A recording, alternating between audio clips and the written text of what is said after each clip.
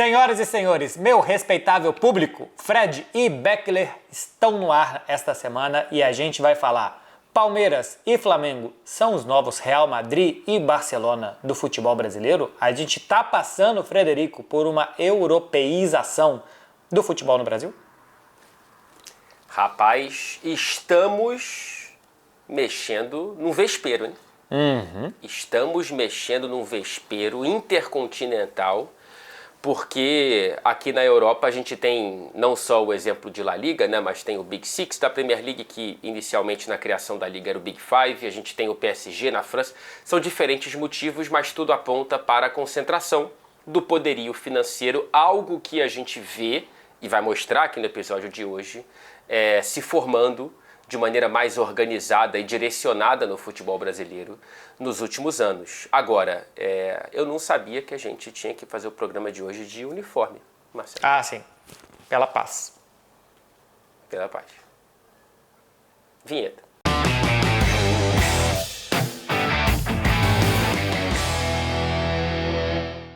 Será que foi uma vinheta da paz? A minha pomba tá semi-morta já. Cuidado. Acabou a que paz. não faça essa pomba na Sérvia. Ah, sim. Dá um problema legal. Ô Fred, seguinte, problema legal. a gente vai comparar o futebol brasileiro, especialmente esses dois clubes, e a gente vai, durante o programa vocês vão entender por quê, com o futebol espanhol e o futebol inglês. A gente não vai passar tanto por cada país tem a sua particularidade, né? Portugal, que Porto e Benfica ganharam nos últimos 40 anos. O Sporting ganhou 2 vezes, nos últimos 30 anos ganhou 2 vezes, o PSG normalmente ganha na França, o Bayern na Alemanha. Vamos falar só de futebol espanhol, futebol inglês, simplesmente para resumir. E normalmente se fala até de espanholização do futebol, quando a gente fala desse processo de domínio de dois clubes. Mas a gente também vai trazer o futebol inglês para a conversa, porque na Inglaterra se tem como a liga hoje a ser tomada como exemplo, né, de divisão de dinheiro, de divisão talvez de oportunidades para os clubes. Então a gente vai trazer esses dois parâmetros aqui para comparar com o futebol brasileiro, especialmente os casos de Flamengo e de Palmeiras. Seguinte, na Espanha, nos últimos 20 anos, o Barcelona só não foi primeiro ou segundo lugar 2 vezes e o Real Madrid 4 vezes. Ou seja, eles sempre estiveram nos últimos 20 anos no G4, normalmente em primeiro e segundo. Só 2 vezes não o Barcelona, 2 vezes não o Real Madrid, nas vezes que o Atlético de Madrid se meteu por ali. Nos últimos 8 anos, o Barcelona ganhou 3, o Real Madrid 4, o Atlético de Madrid ganhou 1 título espanhol. Fred? Vamos pegar os últimos 8 anos da Premier League também para ver essa concentração mais pulverizada dentro desse Big Six, né? Olhando para o G4, mas antes olhando para os títulos, a gente tem uma concentração absoluta do Manchester City, de 8 títulos, 6 do time de Pep Guardiola, 1 do Liverpool e 1 do Chelsea nesse recorte dos últimos 8 anos. Aí olhando para o Big Six, em termos de temporadas que terminaram dentro do G4, o Arsenal apenas 2 temporadas terminou no G4 nos últimos 8 anos, e foi justamente as últimas 2 temporadas com o Arteta. O Chelsea 5 vezes, o Liverpool 7, o Manchester City, o recordista nesse recorte em todas as temporadas, 100% de aproveitamento, o Manchester United 50% e o Tottenham também apenas 4 vezes dentro desse G4. E olha aí como a gente vai comparar com o Campeonato Brasileiro, onde a gente tem chamados 12 grandes e que dá a impressão de que todo mundo pode brigar, o que aconteceu também nos últimos 8 anos. De 2016 para cá, o Palmeiras ganhou 4, o Flamengo ganhou 2 vezes. O Palmeiras só não esteve no G4 em 2020 e o Flamengo só não esteve no G4 em 2017 e 2022. Em 2020, o Palmeiras não esteve no G4, mas ganhou a Libertadores. Em 2022, o Flamengo não esteve no G4, mas ganhou a Libertadores. E por que vale aqui fazer isso, esse ponto da Libertadores? Que normalmente quem vai chegando nas últimas fases da Libertadores vai abrindo mão do Campeonato Brasileiro, Fred. E aí, quando você junta essas 3 ligas e olha para o ranking de títulos nesse recorte de 8 anos, a gente tem o Manchester City líder com 6, Real Madrid e Palmeiras na segunda colocação dessa concentração com 4, Barcelona com 3, Flamengo com 2, e aí com 1 título, Chelsea, Liverpool, Atlético de Madrid, Corinthians e Atlético Mineiro. O ranking de G4, de números de temporadas dentro desses 8 anos, dentro do G4 da própria Liga, com 8, 100% de aproveitamento.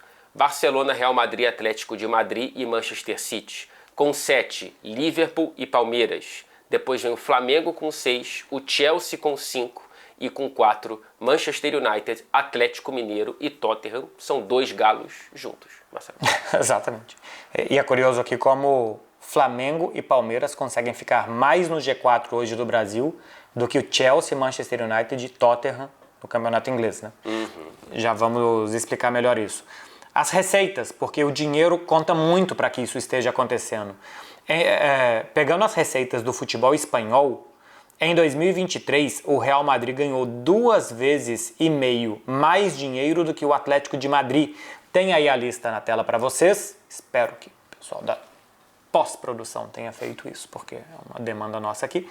Tenha colocado aí quanto ganhou de dinheiro o Real Madrid, o Atlético de Madrid, o Barcelona, todos os clubes espanhóis na última temporada em milhões de euros. 2,5 vezes mais do que o terceiro clube em receitas, o Atlético de Madrid. E 16 vezes mais do que o último colocado, o Getafe. O Real Madrid ganhou 16 vezes mais dinheiro do que o 20º clube na Espanha, Fred. Comparando com a Inglaterra, você vê já uma mudança bastante radical, né? O Beckler comparou o primeiro com o terceiro e o primeiro com o último. Olhando para a Premier League, a diferença do Manchester City, primeiro colocado, para o terceiro, que foi o Liverpool, é de 1,2. Né? Então o City faturou 1,2 vezes mais 20% do que o mais. Liverpool. 20% mais. Né? Com o Real Madrid e Atlético Madrid, entre Real e Atlético foi 2,5. E do Manchester City para o Lanterna Burnley, a gente teve 5 vezes mais, apenas comparado com 16 vezes mais que a gente viu em La Liga, Beck. Sim, a fonte é da Deloitte, do levantamento que a gente trouxe aqui do futebol inglês, do futebol espanhol, os dados são públicos. No Brasil, a diferença do Flamengo para o Palmeiras, o Flamengo é o clube que mais ganha dinheiro no Brasil, foi assim em 2023, com 1,3 bilhão de reais, não só 1,3, 1,375 milhões de reais o Flamengo. Em relação para o Palmeiras, o Flamengo ganhou 1,5 vezes mais, ou seja, ganhou 50% mais do que o Palmeiras ganhou. E a diferença do Flamengo para o último, 13,7, que foi o Curitiba, da primeira divisão de 2023. Ou seja, Fred, do primeiro para o terceiro está mais parecido com Premier League do que com o Campeonato Espanhol. Do primeiro para o último está mais parecido com o Campeonato Espanhol do que Premier League. Pois é. Então é uma espanholização em partes, né? Essa diferença entre Flamengo e Palmeiras, ela é grande, 50% é bastante coisa, mas não chega a ser tanto quanto a diferença entre Real Madrid e o Atlético de Madrid, né? Porque poderia ter uma temporada X, como por exemplo a gente pode ver talvez o Fluminense, que com a Libertadores e o adiantamento do novo acordo de direitos de transmissão para os próximos anos, subiu nas posições das receitas do futebol brasileiro por um ano, mas o Atlético de Madrid não, né? É um time estabelecido e mesmo assim o Real Madrid tem 2,5 vezes mais faturamento naquele ano. Cara, isso vai esgarçando o potencial de competitividade de uma competição, né? Quando você olha para a Premier League na camada mais óbvia, que é de títulos, desde a criação da Liga existe uma concentração, isso é fato. Nem mesmo a divisão mais igual de grana fez com que a concentração de títulos diminuísse, né? Teve a era do Manchester United, atrapalhada um pouco pelo Arsenal, depois uma era um pouco mais curta do Chelsea, agora mais recentemente o City sendo um pouco atrapalhado primeiro pelo Liverpool e depois pelo Arsenal, mas o Arsenal não conseguiu bater no título como o Liverpool. Mas enfim, olhando para a Liga em si, a consequência disso, desses 30 anos, né, agora mais de 30 anos da Premier League repartindo o dinheiro de uma maneira um pouco mais igualitária, fez com que virasse um império dentro do futebol europeu, né?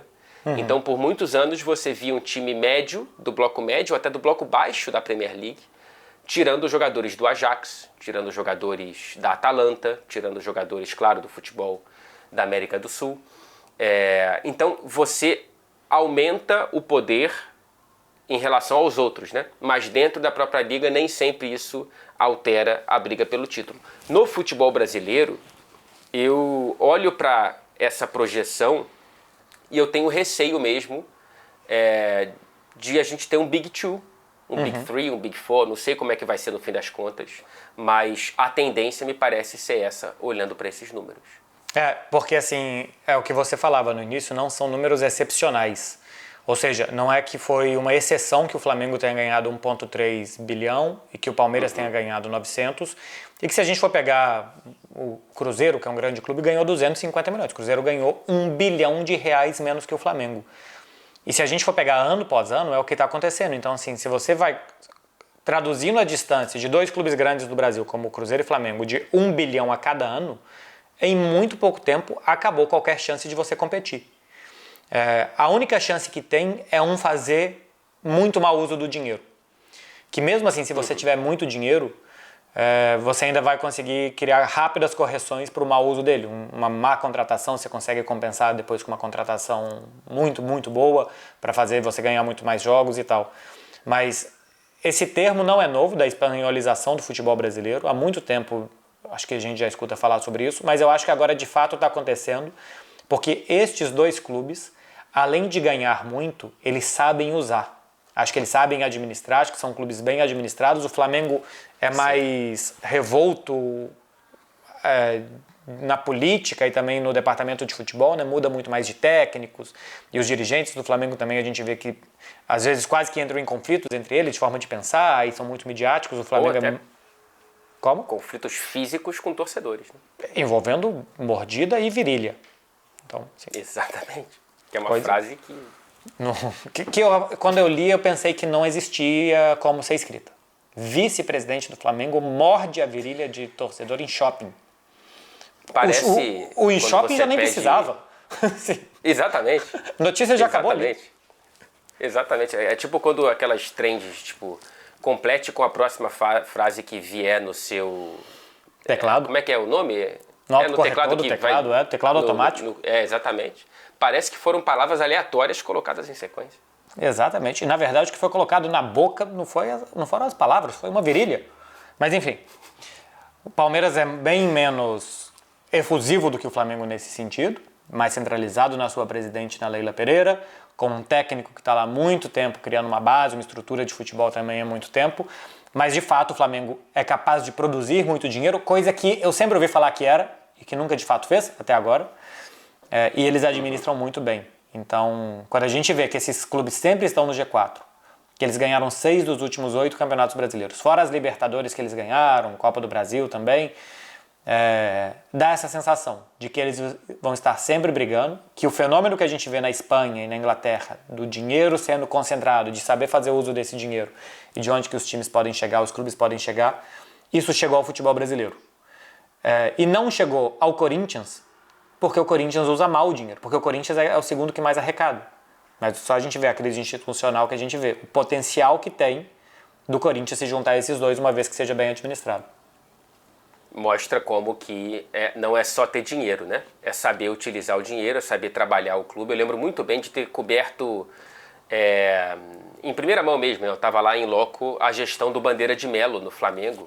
Uhum. É uma gestão que recebia muita pancada da torcida, porque foi uma gestão que, diferentemente de algumas anteriores, não teve contratações tão badaladas em números tão frequentes, porque arrumou o caixa do clube, né? Uhum. Então, o Bandeira ele conseguiu arrumar o clube para que as gestões seguintes também, de maneira responsável, mas com muito mais recursos do que ele pegou, né? Então o Bandeira de Melo me parece que é um cara até um pouco subestimado quando você olha para essa arrumação do Flamengo de transformar o que sempre foi um canhão, mas ele parou de molhar a pólvora, né? Uhum. Ele só parou de molhar a pólvora.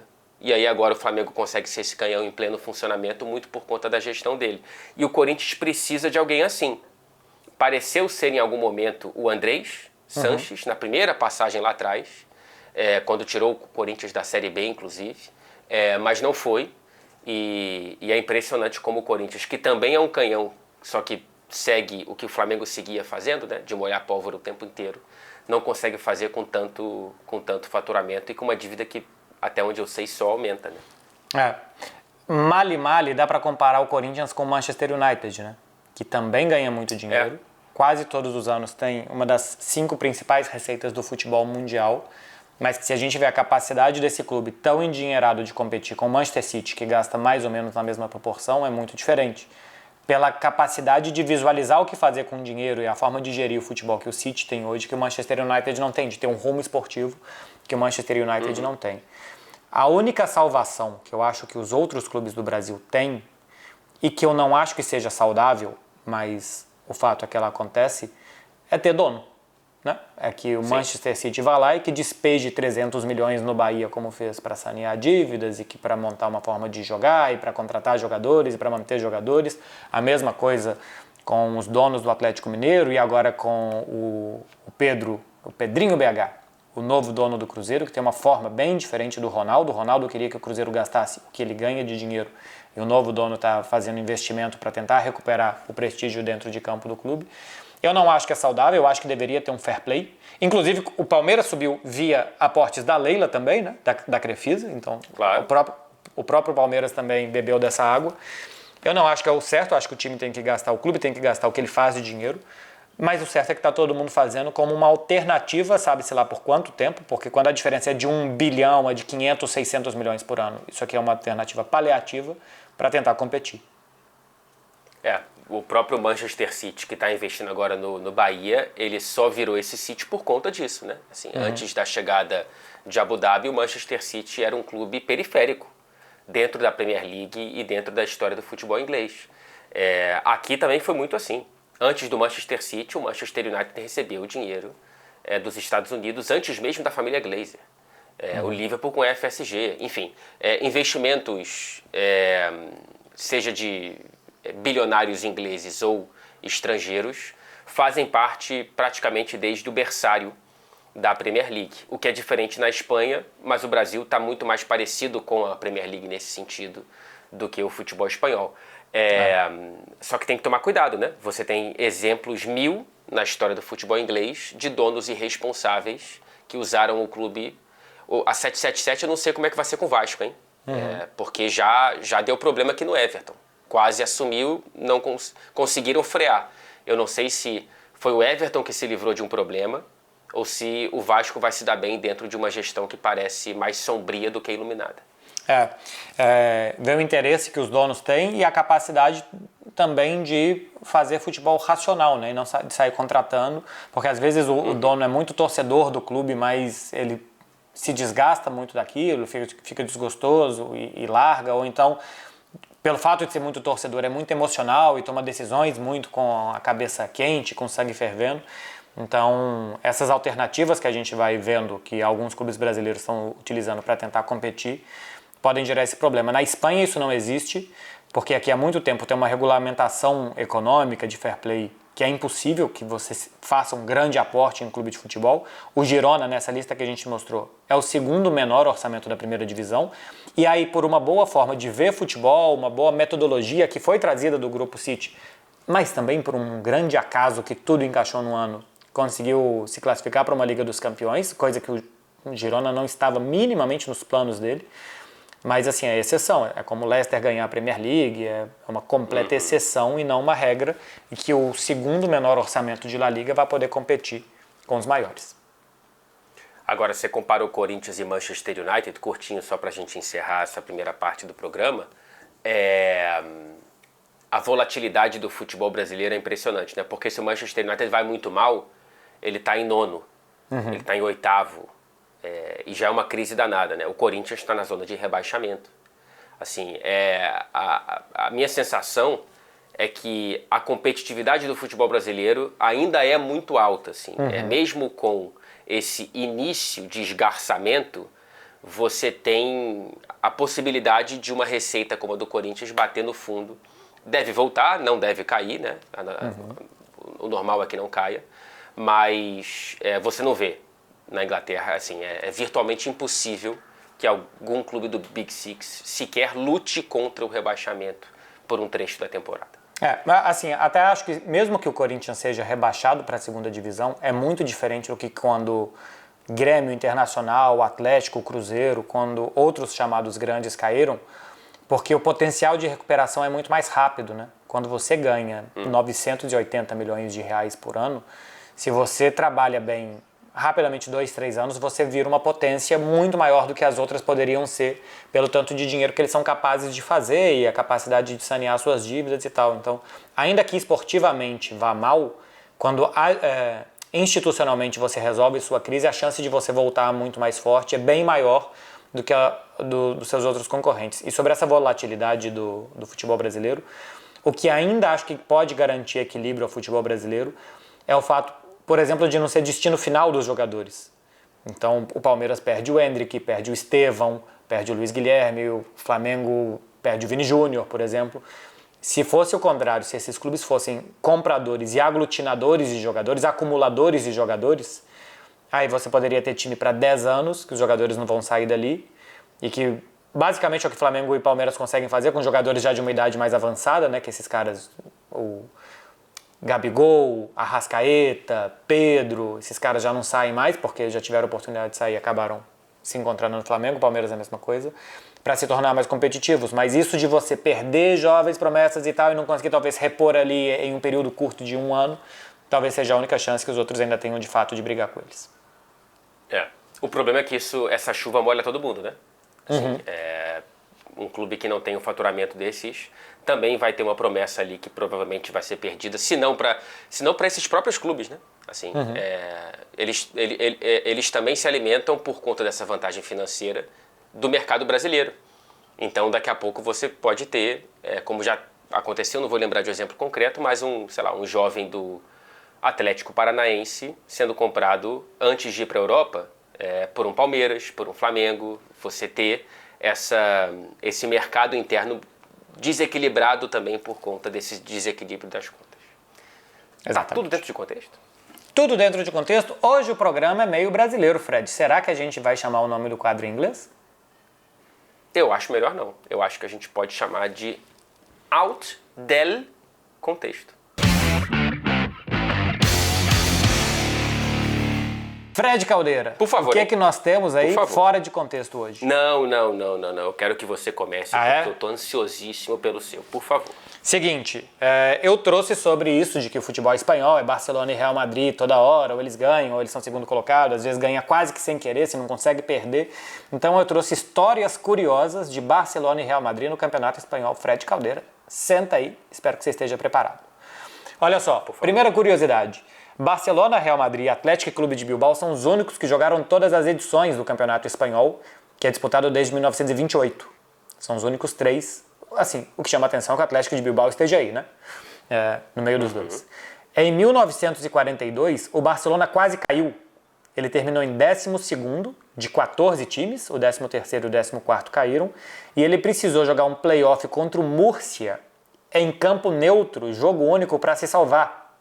Esse jogo foi no estádio do Real Madrid. E o Barça ganhou. E o Barça ganhou por 5-1. Nem era no Santiago Bernabéu ainda, era no estádio de Chamartín, para se salvar. Mas antes disso, em 1934, o Barcelona terminou em 9º de 10 clubes que disputaram aquela edição. Caíam o 9º e o 10º. E o que aconteceu, Frederiquinho Caldeira, que você sabe muito bem o que acontece nessas situações? Um rearranjamento de mesa? Exatamente. Viraram a mesa no ano seguinte, 12 clubes jogaram a primeira divisão da Espanha, então não teve rebaixamento. O Barcelona continuou e não foi rebaixado em 1934, o que teria acontecido. Em 48, o Real Madrid terminou em 11º de 14 times. Na última rodada ele jogava contra o Oviedo e se perdesse ele cairia. É claro que ele não perdeu. Real Madrid ganhou de 2-0 e continuou na primeira divisão, mas chegou à última rodada podendo cair. Aí agora tem a última curiosidade, que é o seguinte. Na temporada, e que é coisa recente, não tem 40 anos, 86-87, La Liga teve um play-off em disputa pelo título, meio que campeonato brasileiro, assim, que a gente teve por tanto tempo. Eram 34 rodadas normais, e aí depois os 6 primeiros colocados se enfrentavam no hexagonal final, ida e volta, então era mais 10 jogos para cada time, né? Assim, do primeiro ao sexto tem 5 adversários. Só que mantinha-se a pontuação inicial. Ou seja, eles iam somando mais pontos em relação àquela classificação inicial que eles já tinham. Uma fórmula completamente maluca que terminou com o de sempre, Real Madrid campeão 3 pontos à frente do Barcelona. Caramba! Então quer dizer que na senhorita Europa também tem virada de mesa? Também tem virada de mesa, também tem fórmula de disputa completamente difícil de entender. Falando em fórmula completamente difícil de entender, o meu Out of Context é uma história da minha vida como torcedor no Maracanã. Já que estamos falando de futebol brasileiro, eu fiquei tentando puxar memórias de tantas que eu tenho.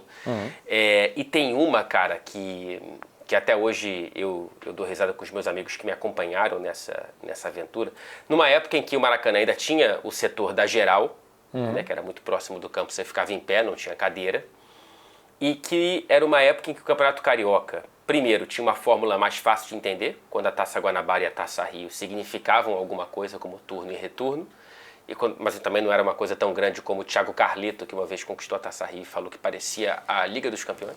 Né? Não era tanto tudo isso ainda. Mas naquela época, acho que foi naquele ano apenas, primeiro, você tinha rodada dupla, então você pagava o ingresso para ver 2 jogos, e tinha troca de ingresso por 1 quilo de alimento. Então, assim, era uma festa completa, né, de forma muito barata você assistir 2 jogos em loco no Maracanã.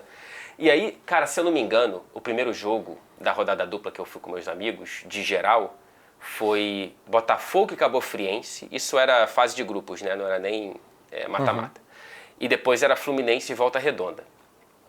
E a gente lá vendo Botafogo e Cabo Friense e tal. Aí depois teve Fluminense e Volta Redonda, o Fluminense jogando mal, né? Evidentemente. E se eu não me engano, não sei se estou misturando as memórias, mas era um jogo em que o Danley estava no gol do Fluminense. Nossa. Pois é, um dos pouquíssimos jogos que o Danley jogou sem ser com a camisa do Grêmio. E aí o Fluminense estava empatando ou perdendo. Aí teve um escanteio pro Voltaço. E o escanteio na nossa frente. O cara do Volta Redonda veio bater. E eu, né, no auge da minha juventude irresponsável, inconsequente, desbocado, eu comecei a proferir xingamentos para aquele jogador. Junto com um punhado de outros torcedores ali. E aí o cara bate o escanteio, é gol do Volta Redonda do Fluminense. E ele vira pra gente e manda um beijinho e sai correndo pro meio campo.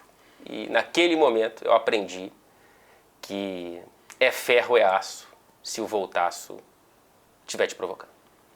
Eu vou, assim que a gente acabar essa gravação, procurar Fluminense e Volta Redonda, década de 90, para achar esse gol e as possíveis câmeras que vão mostrar qualquer coisa ali.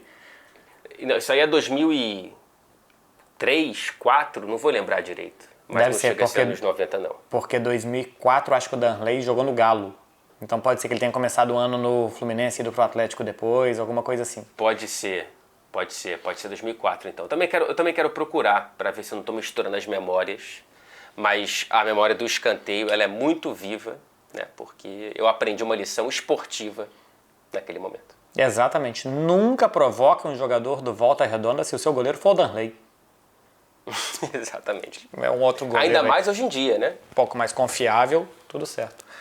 Aliás, outro dia eu estava assistindo uma matéria, o Danley brigou no jogo beneficente, foi expulso. E era um jogo que ele queria apagar a fama dele de bad boy, para ser convocado para a seleção. Acabou não dando certo. Enfim. E ele brigou com as crianças beneficiadas pelo jogo. Exatamente. Para dar par de chinelo para as crianças, então ele saiu dando chinelada na criançada toda na arquibancada. Que, aliás, na sua provocação, você poderia ter arremessado um chinelo no jogador do Volta Redonda. Não sei nem se configura agressão, tá? Jogar chinelo em estádio de futebol, eu acho que é socialmente aceito. Um chinelo nunca acertou uma pessoa. Nunca acertou um jogador, um auxiliar e tal. Ele só serve para ficar completamente despedaçado no gramado. Uma câmera filmando aquilo ali. E o narrador e um comentarista lamentando aquela situação. Não causou nenhum tipo de ferido, que a única pessoa que vai se dar mal é alguém que vai para casa descalço. Exato. Eu sempre fico pensando na pessoa voltando para casa com um pé descalço. Eu acho muito boa essa cena. E a hora que ele chega em casa, ele abre a porta, um pé absolutamente podre, que a mulher, os filhos não deixam ele entrar em casa e fala o que aconteceu. Fala, pergunta pro Danley. Exatamente. em casa com chinelo só, o pé que certamente vai deixar marcas que nunca mais vão sair do piso. Resumo.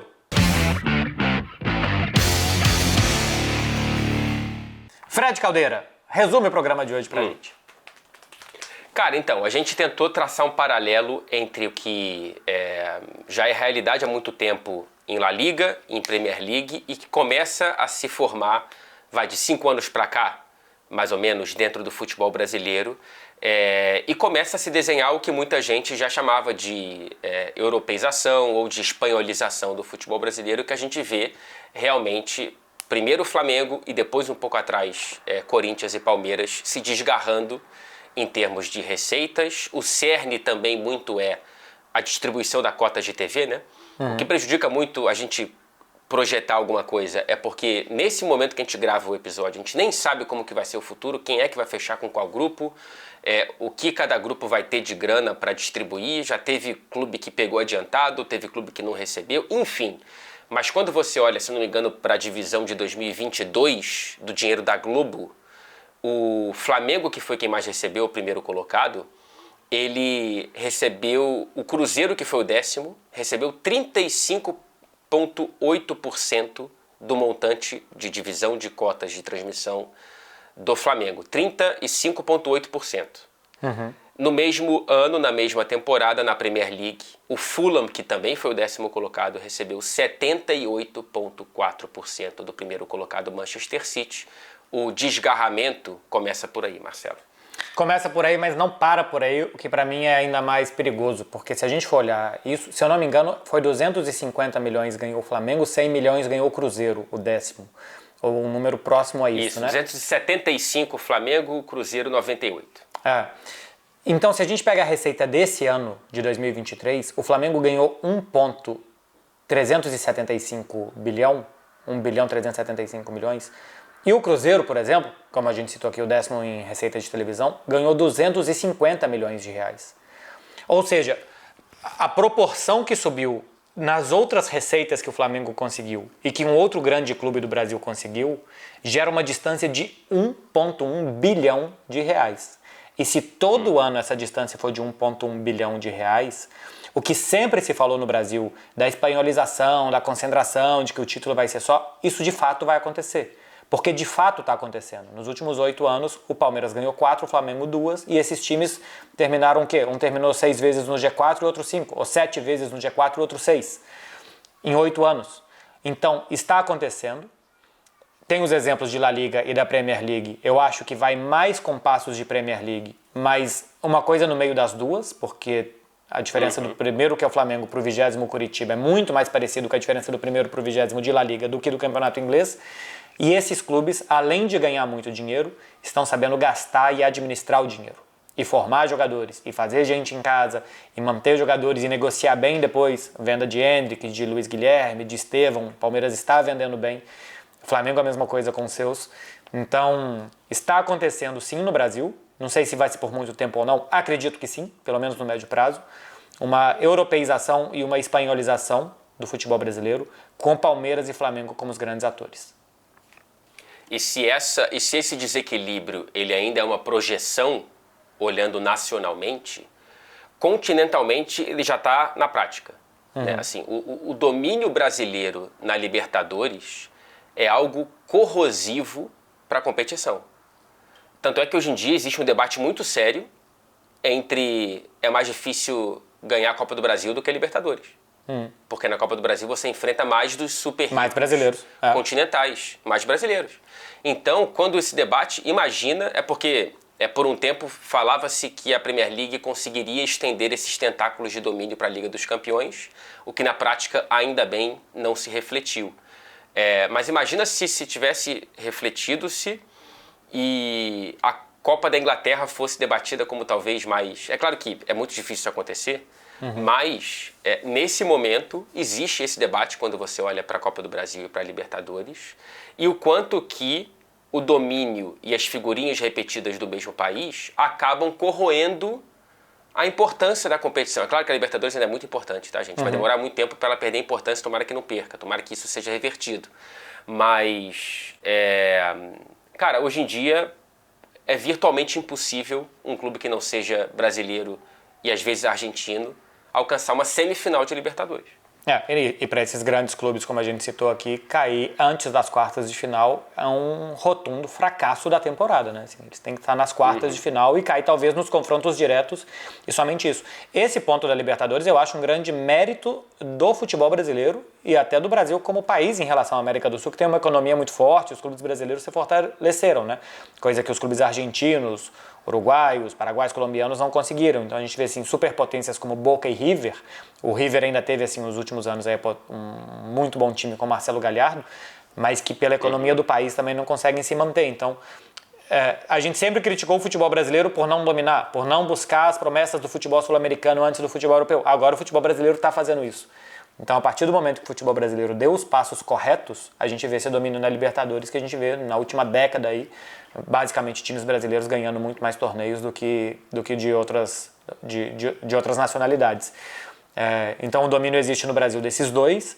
E também, se a gente for ver, o Atlético Paranaense chegou em final de Libertadores, o Fluminense é o atual campeão da Libertadores, o Grêmio ganhou alguns anos atrás, o Atlético ganhou em 2013.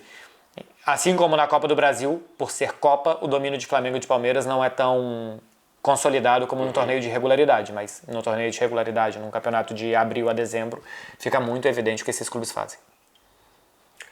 Acho que é basicamente isso, né, cara? A gente conseguiu traçar bons paralelos e é uma projeção com base em evidências recentes.